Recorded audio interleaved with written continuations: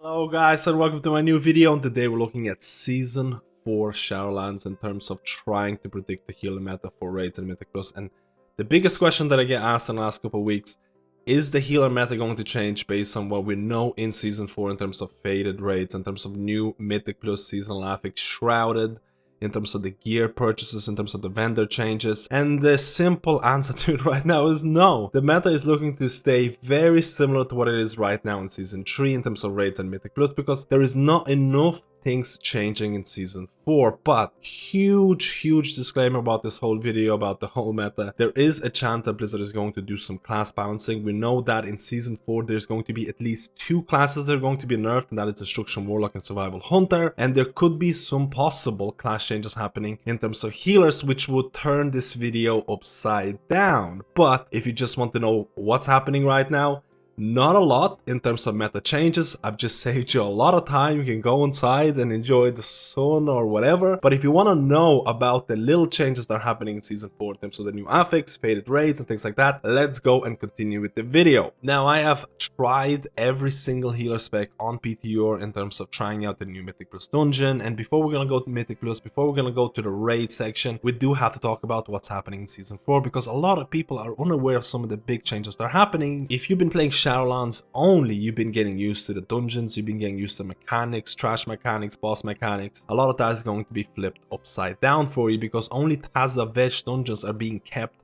from Shadowlands in Season 4, and there's going to be a bunch of new old dungeons that are going to be introduced from previous expansions, things like Grimrail Depot, things like Iron Dogs, things like Parazan, things like Mechagon. So all of a sudden you're going to have to relearn or learn new dungeons from scratch. And a lot of these dungeons, for example, I've been doing a lot of the Grimrail Depot with things like Quaking, Sanguine, and this is probably one of the worst dungeons that I've done because of the small space, the camera angles.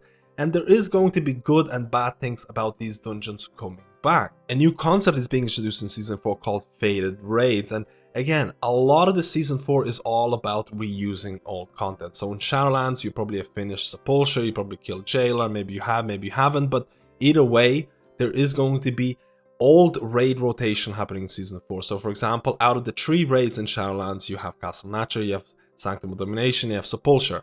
There is going to be, per given week, a raid marked as faded, which means that raid is going to have Mythic Plus like affixes, and it's going to have higher item level gear drops and things like that. So all of a sudden, progressing this raid on Mythic is going to be one of the best sources of the highest item level gear in the game. On top of that, there are faded raid vendors, which means that, again, you have to remember there is going to be a 3 raid rotation. And for example, if you don't get a certain piece of loot, you might be like, oh damn, I have to wait a bunch of weeks now to try and get that piece of loot again.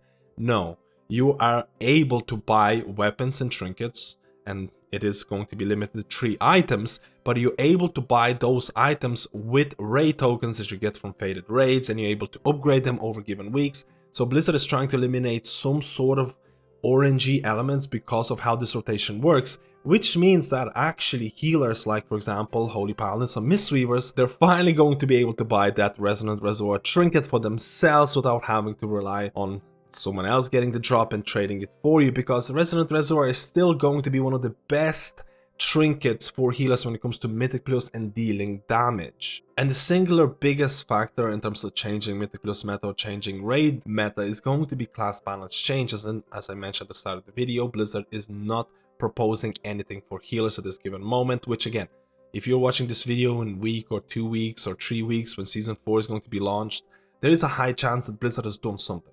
Now, I will be talking about healers that I feel are a little bit too strong, or healers that could deserve some buffs in terms of trying to bring them up or try to create a better community perception. But that does not mean Blizzard is going to do that. So keep your ear to the ground in terms of what's happening for class balance changes when it comes to Season 4, both in raids and Mythic Plus. So now let's go to the Mythic rating or rating section of this video. We're going to be using Season 3 data, and we're going to look how this Season 3 data can be used for Season 4 predictions. So first of all, you can see here Sepulchre, the first one. This is the HPS chart. This is using real play information. These are the number of parses.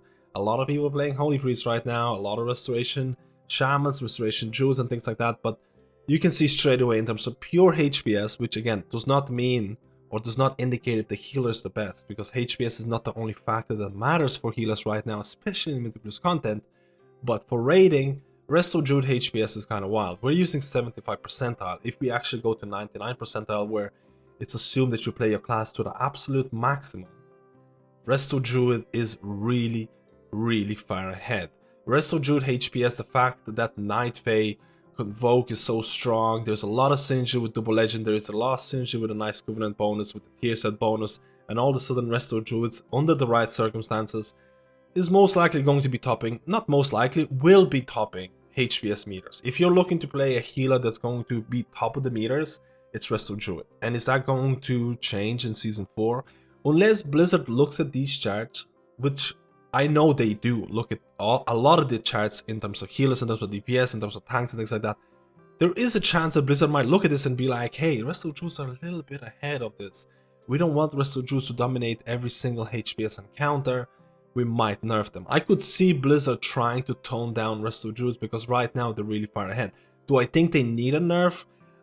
I don't think how do I say? These are HPS healers. They don't provide passive damage, they don't provide damage reduction, they only have HPS. So in order for these HPS healers to be relevant, they need to do a bunch of HPS.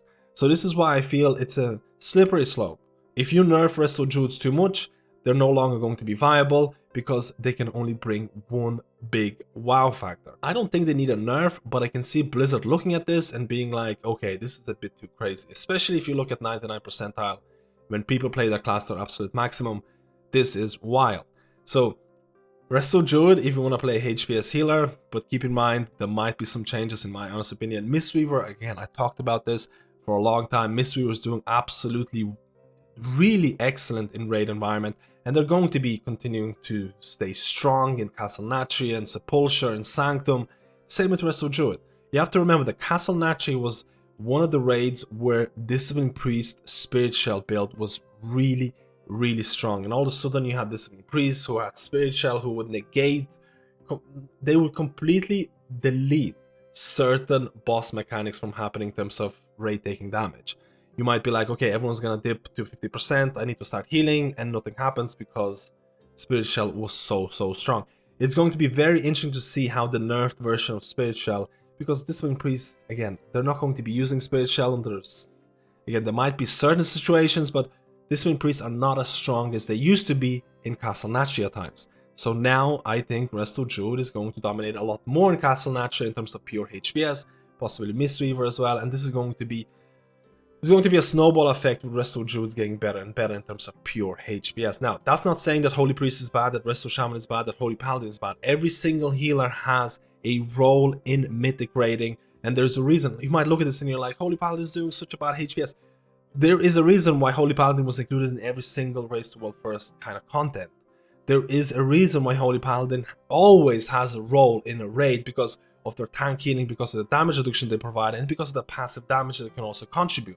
So even though you might not be topping HPS meters, that does not mean you're the worst healer. You're a solid part of the raid roster, and if you have a good raid healing officer or raid leader, they can see your true potential of what you bring to the party. Now, if you're a type of person who's just looking for HPS, I will not suggest for you to try a Holy Paladin. Without rambling on too much, I feel that this kind of HPS disparity is going to continue unless something's going to change. I think you're going to see similar numbers in Castle Natri and Sanctum and things like that. I think Resto Druid is going to continue to dominate HPS. I think Mistweaver is still going to do well. I think every single healer is going to have a certain role in your Mythic raid roster, and having a good diversity of healers is almost always better than stacking 5 Resto Druids.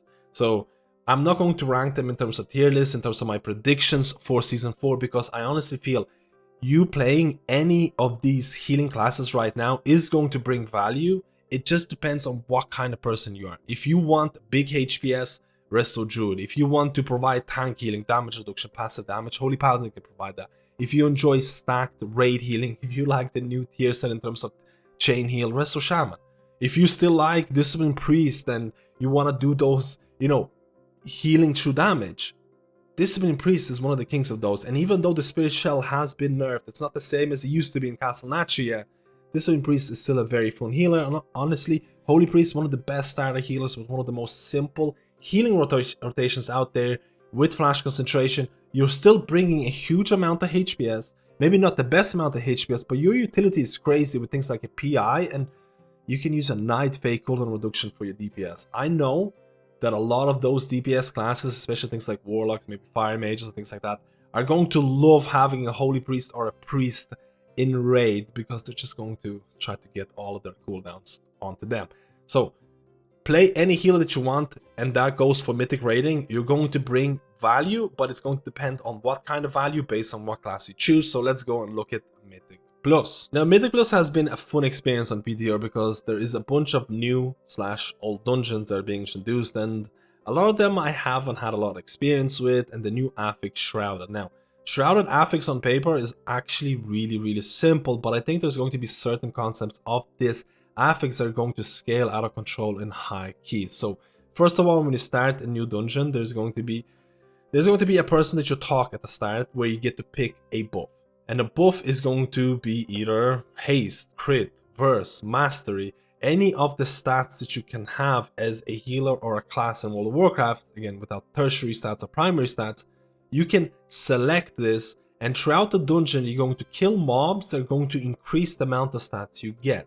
So for example, a lot of the times on a lot of the keys, I was picking haste because I enjoy haste, because it makes my heals faster, it makes my DPS abilities faster, and I picked haste, and throughout a lot of the dungeons, at the end of the dungeon I might have something like 24% haste.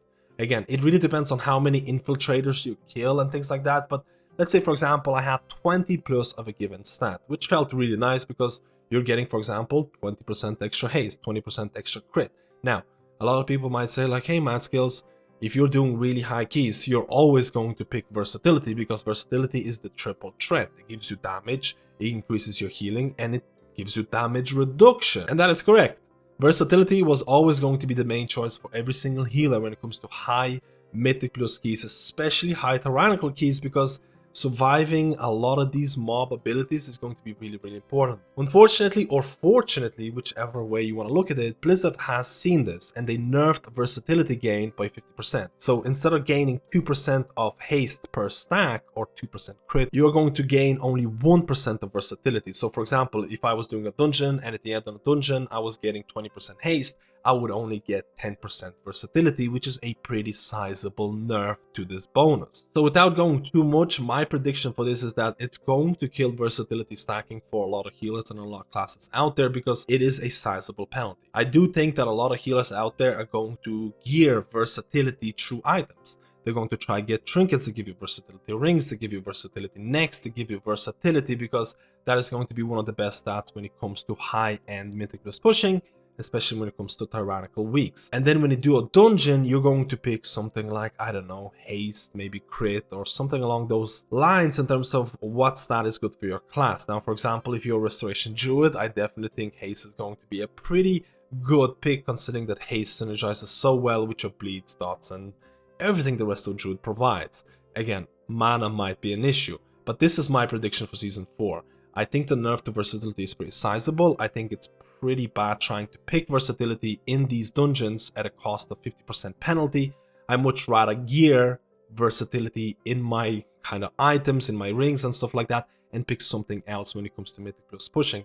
I do think there will be certain scenarios where you're doing really high Tyrannical keys and you much rather get that versatility just to make sure you stay alive. Again, we'll have to see how some of these bosses are going to scale in really high Mythic Plus keys. I do think versatility might be used, but I think this nerf is pretty sizable. Now, we have talked a little about Shrouded. Affix doesn't what it provides you. It gives you a singular stat bonus, and that stat bonus is going to increase, and it's based on what you pick at the start of the dungeon.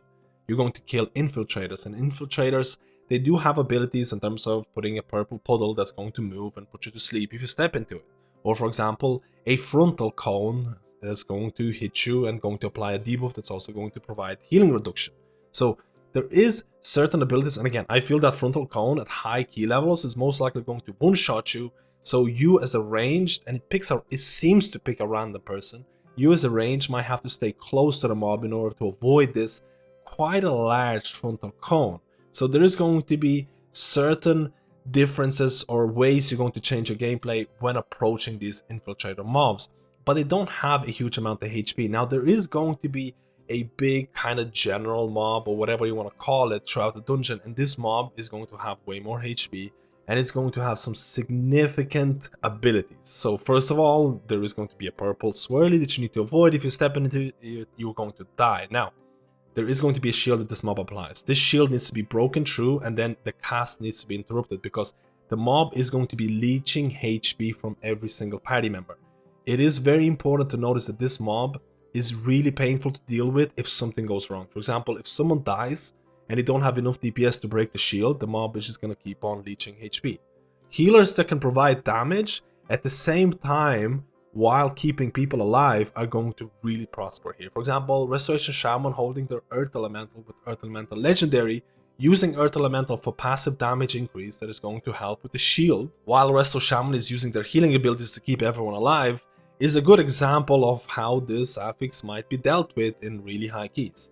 Or for example, you're going to have a staggered cooldown rotation when approaching these shield moments. You're going to want to use certain cooldowns for shield number 1, but you also want to make sure you have certain cooldowns for shield number 2 and shield number 3.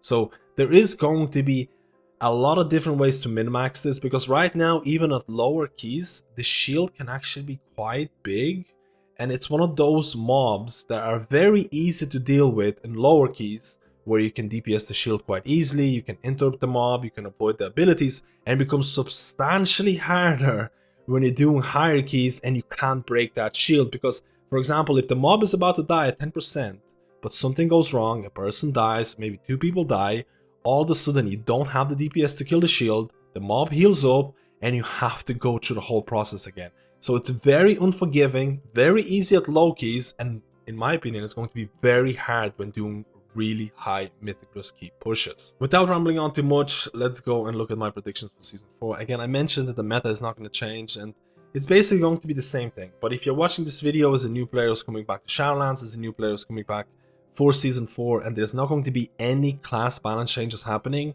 I think this kind of healer meta is going to be a pretty popular choice. Now, first of all, right now, it's between Resto Shaman and Holy Priest in high keys. I actually believe that Holy Priest is better in high coordinated Mythic Plus push group, while I consider Resto Shaman to be better for poke scenarios, because Resto Shaman is an interrupt, he has an AoE stun, it has Spirit Link for oh crap moments, but I do think that Holy Priest, in terms of the overall healing, especially on high rank keys, and I made multiple videos about this, Flash Concentration is too strong to pass up when it comes to continuous strong healing.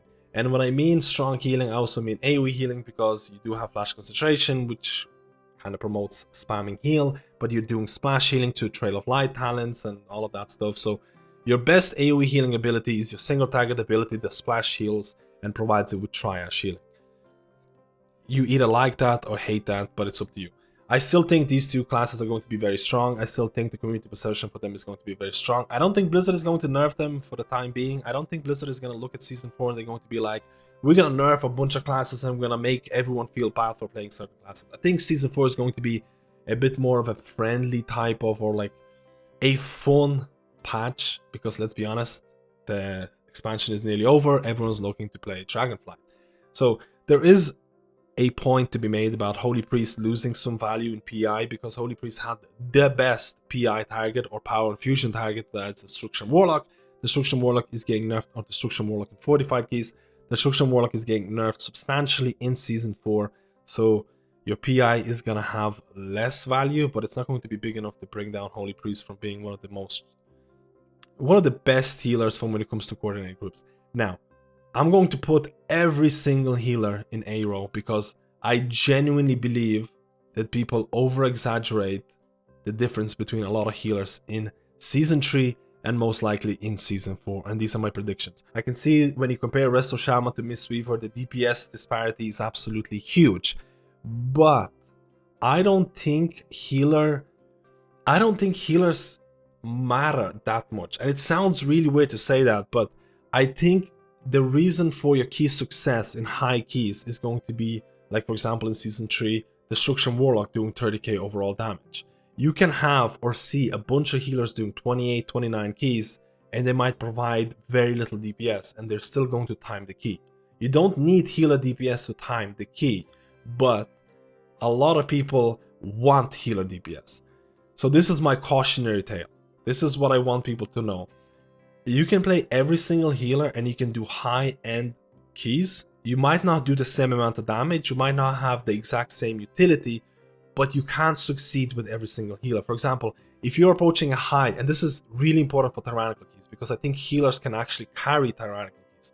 But in really high tyrannical keys, a lot of people might be opting in for a healer that gears in terms of DPS, uses DPS legendaries, and focuses on DPS. And they're doing a high tyrannical key, and all of a sudden people start dying. And you might ask yourself, it would have been much better to bring a healer that does way less damage or does not focus on DPS but focuses on pure healing and keeping everyone alive. It would have been much better to keep everyone alive and do like very little overall damage versus bringing a healer that does a lot of damage but plays very unsafe and allows people to die, and that's not going to time the key, because if you fail a tyrannical key or tyrannical boss, it's most likely going to be a GG or RIP in that dungeon. So I urge people to look at what type of healers do you enjoy versus tier sets or tier lists and all of those things. I do think that there are certain healers that are doing better than others in terms of DPS department. Resto Shaman is probably the best DPS healer right now with Earth Elemental Legendary. If you can use the Earth Elemental Legendary in a really good way, you're going to be one of the top DPS healers, especially when combined with Vesper Totem. But that doesn't mean that you should not bring a Mistweaver Monk. Mistweaver Monk might do less damage, but Mistweaver Monk can provide a lot of HPS, especially if you utilize your Foresight bonus and things like that. So even though Mistweaver might not be on the same league in terms of DPS, it can heal every single key out there. So that's something to keep in mind. What do I wish or what do I hope for Season 4 to bring in terms of class balances? I think that community perception for Mistweavers is really low. Like, for example, this is what the community perception would be right now in terms of healers. If I were to ask, how do you feel about Mistweaver? How do you feel about Discipline Priest? This is my ranking. This is how I feel healers are balancing right now. I do think that Mistweaver could use a DPS boost without making Ancient Teaching to the Monastery be completely overpowered, because Mistweavers are doing quite well in raids. So if you buff their damage, Ancient Teachings might become too crazy and they're going to be too good in raids. So there should be a way of buffing Mistweaver damage without making them OP in raid or mythic raid situations. I think there needs to be some sort of buff to Mistweavers because their community perception is far worse than their actual capabilities. I think Discipline Priest could use some sort of DPS buff, because it makes no sense that a priest or a Discipline Priest who deals damage, who heals through damage, their damage is not the highest. I hope you understand what I mean, but I think Blizzard is very scared about buffing Discipline Priest DPS because they're also scared about how that's going to impact them in raid situations. And in terms of Restoration Druids, I would like the Kyrian nerf that happened a while ago to be reverted in terms of there used to be a simp or a support build that was available to Restore Druids through Kyrian, and it was involving trying to buff your DPS classes and things like that. I thought it was an interesting option for a support build. It was nerfed mainly because of how balanced Druids were performing, and it was nerfed for Guardian Druids.